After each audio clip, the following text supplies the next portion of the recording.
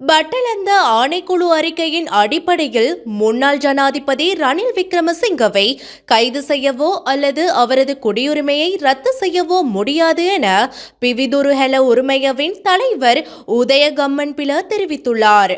கொழும்பில் நேற்று இடம்பெற்ற ஊடகவியலாளர் சந்திப்பில் இதனை தெரிவித்த அவர், පරිච්ඡේදයට අනුව එක්සත් ජාතික පක්ෂ සමාජිකයන් විතරක් 1960ක් ජවිපේ ත්‍රස්තවාදීන් මරා දමනවා. ඒ විතරක් නෙවෙයි, පොලිසියේ හමුදාවේ අය රජයේ සේවකයන් පමණක් නෙවෙයි, පොලිසියේ හමුදාවේ අයගේ පවුල්වල සමාජිකයන් පවා ජවිපෙන් මරා දැමූ බව මේ වාර්තාවේ සඳහන් වෙනවා.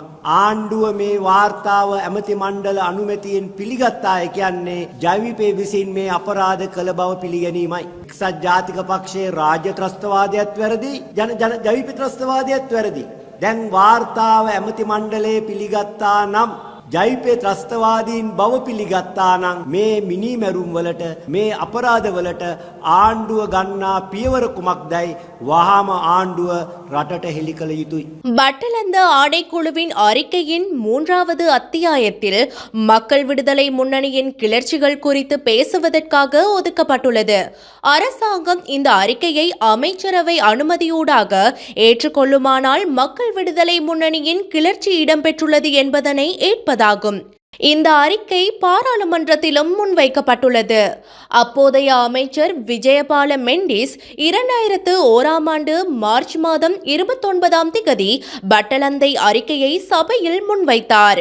அவ்வாறு இல்லை என பொய்கூறும் அரசாங்க தரப்பினர் 2001ஆம் ஆண்டு மார்ச் மாதம் 29ஆம் திகதி ஹன்சாட்டின் 1581வது பக்கத்தை பார்ப்பார்களானால் அதற்கான சாட்சியினை பெற முடியும்.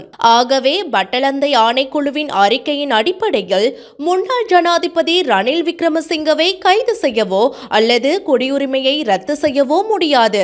1948ஆம் ஆண்டு விசாரணை ஆணைக்குழுவின் சட்டத்தின் கீழ் இந்த ஆணைக்குழு ஸ்தாபிக்கப்பட்டுள்ளது. 1977ஆம் ஆண்டு விசேட ஜனாதிபதி விசாரணை ஆணைக்குழு சட்டத்தின் கீழ் ஸ்தாபிக்கப்படும் ஆணைக்குழுவுக்கே நீதிமன்ற அதிகாரம் காணப்படுகின்றது. இந்த ஆணைக்குழுவால் நபரொருவர் குற்றமிழைத்தாரா இல்லையா என்பதனை தீர்மானிக்க முடியும். அதன்படி திசைகாட்டியின் பொய் பிரச்சாரத்தில் புதிதாக முன்னாள் ஜனாதிபதி ரணில் விக்ரமசிங்கவின் குடியுரிமையை ரத்து செய்யும் நடவடிக்கையும் இணைந்துள்ளது என அவர் சுட்டிக்காட்டியுள்ளார். මේ වගේ ලොකු පොරොන්දු මාලිමා නායකයන් ලබා දුන්නට මේ වාර්තාව පුස්සක්. මේ වාර්තාවෙන් රනිල් වික්‍රමසිංහ මහත්තයා අත්අඩංගුවට ගැනීමටවත් ඔහුගේ ප්‍රජාහිතය අවෝසි කිරීමටවත් කිසිම පදනමක් සපයලා නැහැ. ඇයි අපි එහෙම කියන්නේ?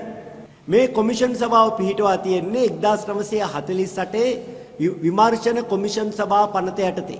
ඒ යටතේ පිහිටවන කොමිසමකට කළ හැක්කේ නියම කරන කාරණේ පිළිබඳ කරුණු සොයා බලා තමන්ගේ නිර්දේශ සමග වාර්තා කිරීමයි. ඒකට කෙනෙක් වැරදිකරුද නිවැරදිකරුද කියලා තීරණය කිරීමේ අධිකරණ බලයක් නැහැ. දඬුවම් නිර්දේශ කිරීමේ බලයකුත් නැහැ.